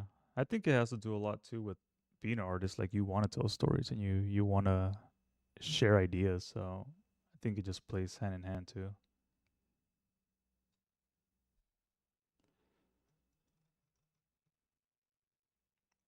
So just loving to draw. I mean, again, this is from a writer's perspective and a teacher's, not an artist, but obviously loving to draw compels you and powers you. And it's kind of that, you know, thing that, and I wish I had it, but you know, some people are just good at and pursue, but it's also layered into that is that storytelling. So just to be a skilled, you know, drawer is only part of it then. Yeah. Writing does that too. That's why I've like I love writing. I just don't think I could do it every day. Um but yeah, like Right. Yeah. I enjoy writing a lot. I set myself up for perfection in my writing, so I get blocked. And I love your suggestions of like, you know, not the take a walk when I do that, but like move between media, do this. So Mm. sometimes I'll do mending or some other project, and then I'll go back to a writing piece. But Yeah, you got me beat in writing. I can't do that. I'm not that good. I'm not Joanna level. uh, I I look back at my writing when I was, you know, like in high school and college, and I was like, I think I was a better writer then, but I think grad school did help me become, yeah, I definitely had to think through a lot of things before I wrote, but I do like the idea of just, I guess it would be my equivalent of the thumbnail for you is I write poetry because I always say I don't have a lot of time. I can write the poem, I can be inspired, I can write it on a drive and, type it up later, but it is a matter that then it's wonderful to go back I just have this inspiration, but like go back and fill it in and play with it and mess with it. And yeah, there's all different forms of creativity. It doesn't all have to be like the epic, massive thing, Yeah.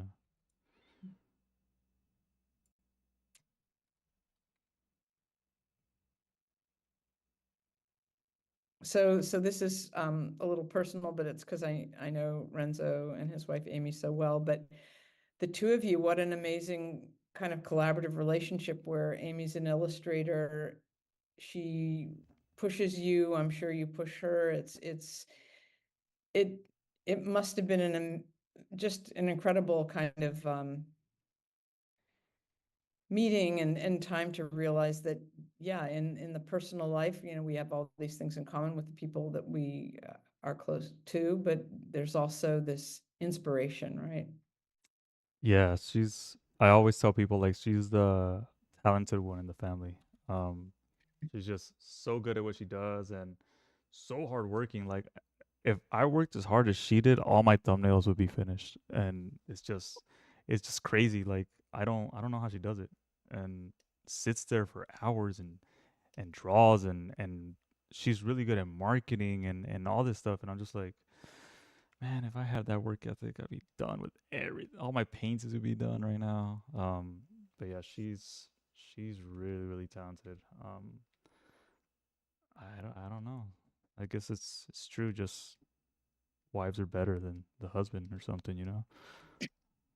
Yeah. Well, you inspire each other. I'm sure she's laughing in the background. Yeah, no, she's awesome. She inspired me a lot too. Like she's the first person who told me don't throw your drawings away. Um and I was like, please, I've thrown away thousands of drawings and then I just kept saving them. But yeah, like she told me like save your work, like you never know when you're gonna need it, or if something cool comes out of it. So that's when I started like saving my work is when she told me, don't throw that stuff away. Um, but yeah, I don't know. I'm just a dude trying to draw. Like I'm not. I always tell my students I'm just a dude.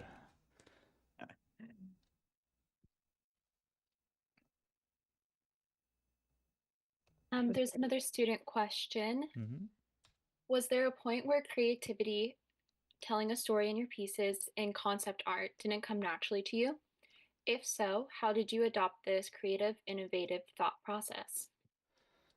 Where storytelling and concept art did not come together. Um, I guess at the beginning when I was learning to do this, I wasn't really telling effective stories because I was trying to learn the basics, and I was so fixated with becoming a quick illustrator that I lost a little bit of creativity in the process. So I was so focused in like I got to create a painting in 30 minutes. I got to create another painting in 30 minutes.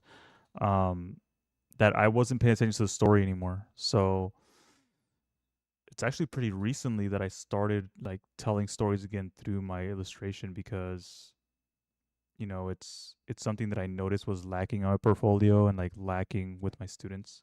Um, that they weren't getting that those ideas out. Um, so I realized like I should step back and like tell better stories so that way they can be more successful. So like if I click on my portfolio, and this is a dated portfolio, I just put it together when I applied for the job at CBU. Um, but like first is tell a story and design and like figure all that stuff out first. So like you can see like my process here, like 3D modeling and then painting it. These are all in class demos, so the students all watch me do this and watch me like struggle at first because I was like, I don't even remember how to use this 3D stuff. But we create all these paintings, and yeah, eventually they meet back up. So I was so focused on one thing that I forgot the other. But then I'm like, no, they should be working together. Um, that's that painting that got into affected by art this year. There's a Kit Bash set.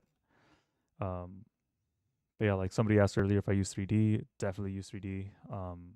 It changed my whole workflow. It made me a better illustrator. Um, and then this is something that I was doing in my last class when I was at Fullerton. But yeah, it is hard sometimes, but you just kind of have to like balance it out, if that makes sense. So like when you're learning something new, don't forget the old, because it could go in the back burner. And you guys have seen these. That's a newer one. And there's my thumbnails. I love thumbnails. So fun. There was a job on thumbnails. I have it for sure. I think I even did some of these in this class. I think I did this one 2 years ago, right? That looks familiar.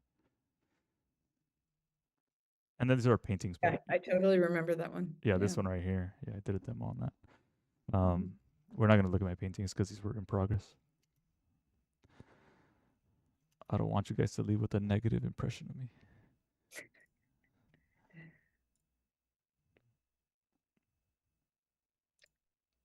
I think, was there one more question in the chat, Abigail?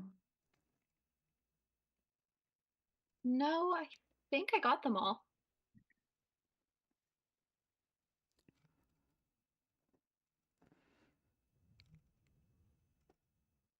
Yeah, really, really great.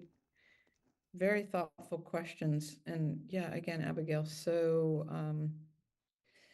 you have another skill set, right? Amazing moderation. And yeah, so Renzo, we're here watching your demo, but also know that you probably have 5 classes tomorrow and we don't want to keep you. And it's just, I'm always so grateful and just feel so fortunate to have you join us and start the semester off so well with such a meaningful personal story and also all your range of fantastic advice and tips. So yeah, whatever the Zoom applause is, I guess it's a thank you in the chat. And students, I'll be sending out an announcement, but again, next Thursday, I'm in New York. We won't have class. Feel free to work on your papers, use that time well, and I will post the recording. I think we had almost the entire class. I believe we're just at 100 or so. So again, props for everyone for showing up. And yeah, thank you for another amazing presentation and always something new. Even, like every year I'm more of a sponge for things you say, and I don't know if I'll ever go on Photoshop, but I apply your thinking to my own artistic practice and my teaching, certainly. So We'll get you yeah. there, Joanna. We'll get you in here. I know video games I won't start because then I would never get anything done. So, all right. All right, Joanna, we can everybody. learn together. Yeah. There you go. I don't know anything about Photoshop, so. Oh, God. I got a whole right now- playlist. Don't worry. I got whole tutorials for you guys. Yeah, maybe when I retire, guys. So, right. So thanks, everybody. Amazing talk. And yeah, we'll see you in 2 weeks, and have a great night, everybody. And Renzo, again, thank you so much. I'll hang out for a second with you, but thank you guys. I appreciate your time. I know you're all sleepy, so go to bed. Sleep is important. It is. Thank you so much. Bye, you guys. Have a good Hey, Professor, really quick question before I jump off. Sure. So for the response